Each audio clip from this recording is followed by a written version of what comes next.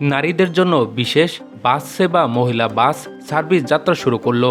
আজ মঙ্গলবার 18 আগস্ট দুপুরে রাজধানীর তেজগাঁওয়ে বিআরটিসির ট্রাক ডিপোতে নারীদের জন্য বিআরটিসির বিশেষ বাস সেবা উদ্বোধন করেন সড়ক, রেল ও নৌ পরিবহন মন্ত্রী শেখ রবিউল আলম। উদ্বোধনী অনুষ্ঠানে মন্ত্রী বলেন, উদ্বোধনের কয়েক মাসের মধ্যে যেন হারিয়ে না যায়। নতুন এই সেবার মান সময়ের সঙ্গে আরও উন্নত করতে হবে এবং নারী যাত্রীরা যাতে নিরাপদ ও স্বস্তিতে যাতায়াত করতে পারেন তা নিশ্চিত করতে হবে।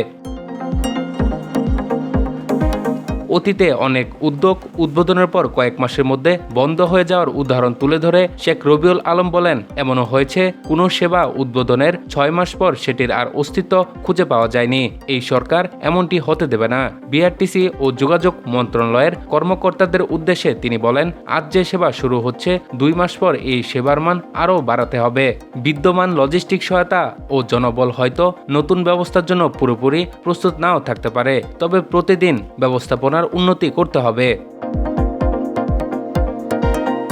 নারী যাত্রীরা যাতে নিরাপদ ও স্বাচ্ছন্দ্যে বাসে যাতায়াত করতে উৎসাহিত হন সে পরিবেশ নিশ্চিত করার উপর গুরুত্ব দিয়ে মন্ত্রী বলেন, এই জন্য প্রয়োজনীয় সব ব্যবস্থা সরকার করবে এবং মন্ত্রণালয় এই বিষয়ে দায়বদ্ধ থাকবে। তিনি বলেন, এই উদ্যোগকে টেকসই রাখা, আরও সমৃদ্ধ করা এবং প্রসারিত করাই মূল চ্যালেঞ্জ।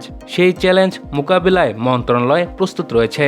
সাংবাদিকদের উদ্যোগটির ভুল ত্রুটি তুলে ধরে তা সংশোধনে সহযোগিতা করারও আহ্বান জানান তিনি।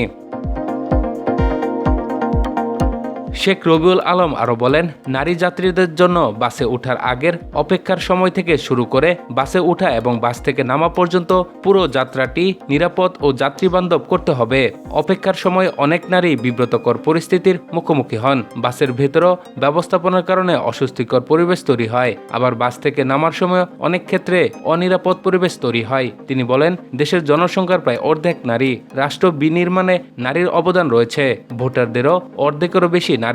পরিবারের অর্থনীতিতেও নারীদের গুরুত্বপূর্ণ ভূমিকা রয়েছে। তাই নারীদের ক্ষমতাকে রাষ্ট্রের কাজে পুরোপুরি ব্যবহার করতে হলে তাদের নিরাপদ যাতায়াত নিশ্চিত করতে হবে।